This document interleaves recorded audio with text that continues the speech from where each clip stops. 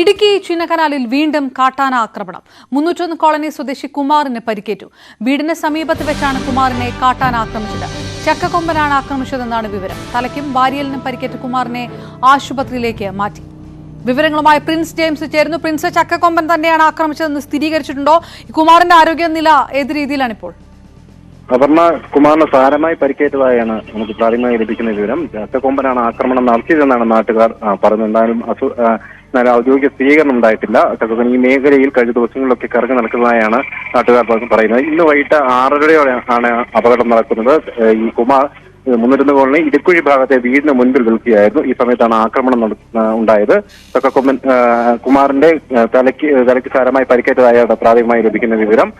നിലവിൽ ഇയാളെ മൂന്നാറിലെ ആശുപത്രിയിലേക്ക് മാറ്റി ഇവിടെ പ്രാഥമിക ശുശ്രൂഷകൾ നൽകിക്കൊണ്ടിരിക്കുകയാണ്. ഇയാളുടെ ആരോഗ്യസ്ഥിതിയിൽ സാരമായി പരിക്കുണ്ടെന്നാണ് നമുക്ക് ലഭിക്കുന്ന വിവരം. അപർണ, പ്രിൻസ്, നാട്ടുകാരുടെ ഭാഗത്ത് നിന്ന് ഏത് രീതിയിലുള്ള ഒരു പ്രതികരണമാണ് വരുന്നത് ഈ സമയത്ത്, പ്രത്യേകിച്ച് വീണ്ടും ഒരാക്രമണത്തിലേക്ക് കാര്യങ്ങൾ പോകുമ്പോൾ?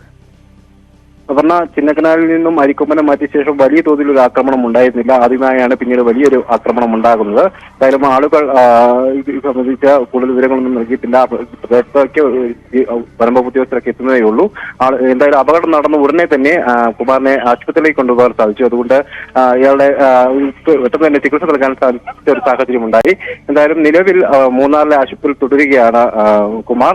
ഈ മേഖലയിലേക്കൊക്കെ ചക്കക്കൊമ്പൻ ഏതാനും ദിവസങ്ങളായി കറങ്ങി നടക്കുന്ന ഒരു സാഹചര്യമുണ്ട്. കഴിഞ്ഞ ദിവസം ഏതാനും ആഴ്ചകൾക്ക് മുൻപ് പൂപ്പാറയ്ക്ക് സമീപം ചൂണ്ടലിൽ കാട്ടാന ജലവാസ മേഖലയിൽ എത്തിയിരുന്നു. ഇവിടുന്ന് വലിയ തോതിൽ ജലവാസ മേഖലയിലേക്ക് ഇറക്കുന്ന ഒരു സാഹചര്യമുണ്ടായി. പിന്നീട് ആനയെ നാട്ടുകാർ ഓടിച്ചു വിടുന്നതിനിടെ ആന പ്രധാന ദേശീയപാതയിലേക്ക് ഇറങ്ങി അവിടെ വെച്ച് കാറിടിക്കുന്ന ഒരു സംഭവം ഉണ്ടായിരുന്നു. എന്തായാലും അരിക്കൊമ്പൻ ഈ മേഖലയിൽ നിന്ന് പോയതിനു ശേഷം കാട്ടാനെ ആക്രമണം നേരിയ തോതിൽ ഉറവുണ്ടെങ്കിലും വീണ്ടും ചക്കക്കൊമ്പൻ ഈ മേഖലയിൽ ആക്രമണം നടത്തുന്ന സാഹചര്യം കൂടി ഉണ്ട്. അതുകൊണ്ട് തന്നെ ആളുകൾക്കുള്ള ആശങ്കകൾ ഒഴിയുന്നില്ല. കാരണം അരിക്കൊമ്പനെ ഈ മേഖലയിൽ നിന്ന് മാറ്റിയ സമയത്ത് അരിക്കൊമ്പനെ മയക്കോടി വെച്ച് പിടികൂടാൻ സർക്കാർ ഉത്തരവായ സമയത്ത് ആനുപാതികമായി ചക്കക്കൊമ്പനെയും മുട്ടവാലിനെയും റേഡിയോ കോളർ ഘടിപ്പിച്ച് നിരീക്ഷിക്കുമെന്നുള്ളൊരു വാഗ്ദാനം കൂടി നൽകിയിരുന്നു.